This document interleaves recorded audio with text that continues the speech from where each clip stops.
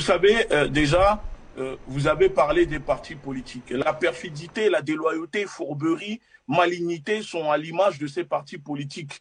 Qu'est-ce que vous croyez? Des partis politiques qui sont financés à hauteur de 23 millions d'euros par la France, bien sûr, ne vont pas servir l'intérêt et l'unité du peuple malien. Ces partis politiques sont là pour servir la France. Parce qu'il faut le dire, qu'il y a des partis politiques au Mali financés à hauteur de 23 millions d'euros qui reçoivent de l'argent de l'État français pour saboter l'intérêt, l'unité, la transition du gouvernement de Goïta.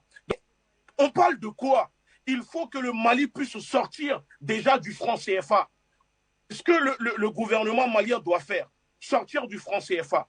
On voit que le gouvernement malien veut instaurer une justice sociale, économique, éducative. Déjà, il y a une proposition d'une langue nationale au profit de la langue française. Mais c'est très bien et c'est ce qu'il faut faire.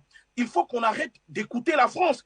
C'est la France qui est responsable de ce chaos. À un moment, la France doit se mettre sur le côté. La France doit se mettre sur le côté parce que les crimes imprescriptibles de la France sur le continent africain, au Mali, on ne peut pas les citer. Tant que la France refuse de réparer, de procéder aux réparations de ces crimes imprescriptibles sur le continent africain, la France n'a plus de leçons à donner. N'oublions pas que les vrais dictateurs à la tête des pays africains, qui sont des sanguinaires, qui massacrent leur peuple, qui ne sont même pas capables de donner un verre d'eau à leur peuple. La CEDEAO ne dit pas un mot, mais la CEDEAO vient ouvrir sa bouche pour dire au Mali ce que le peuple malien doit faire ou pas. Que le Mali soit dans la CEDEAO est une chose, mais le Mali est souverain.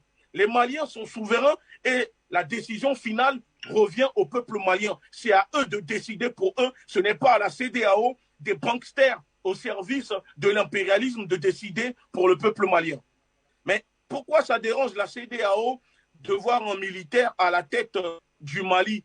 Mais ça ne dérange pas la CEDEAO ou les autres organisations de voir un militaire à la tête du Tchad, par exemple. Ça ne dérange pas la France de voir un militaire à la tête de l'Égypte, même s'ils ne sont pas de la CEDEAO. Donc ça prouve que c'est une question de volonté, de soumission. Si Goïta et son premier ministre patriote Choguel étaient dans une soumission vis-à-vis de la CEDEAO, de l'Union européenne et de la France, ça ne les dérangerait pas.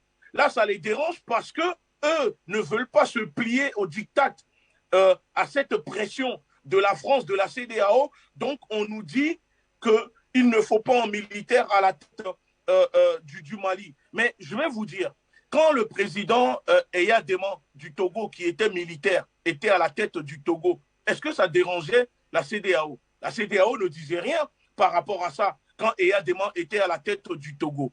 Donc, ça prouve encore une fois que soit il y a une complicité ou une volonté de la CEDEAO de participer à détruire le Mali et ne pas voir le Mali se reconstruire, puisque la CEDEAO est financée, nourrie par l'Union européenne et la France. Donc, elle est là, en réalité, elle sert aux intérêts de ses maîtres. Moi, ça ne doit pas nous étonner que la CEDEAO s'oppose au Mali de voir un militaire opposé à leur vision, à leur paradigme, à la tête du Mali. Ça a toujours été comme ça. Et donc, pour moi, si l'impérialisme et ses institutions, ses alliés sont contre quelqu'un, alors nous appelons le peuple à soutenir cette personne. Ça prouve que la personne est sur la bonne voie et que cette personne sert les intérêts du peuple africain et du peuple malien.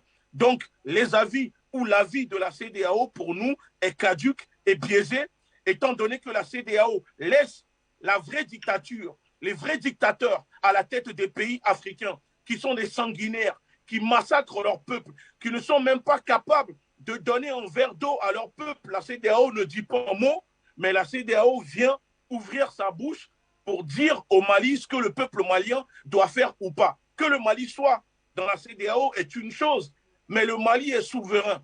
Les Maliens sont souverains et la décision finale revient au peuple malien. C'est à eux de décider pour eux. Ce n'est pas à la CEDEAO, des banksters au service de l'impérialisme de décider pour le peuple malien.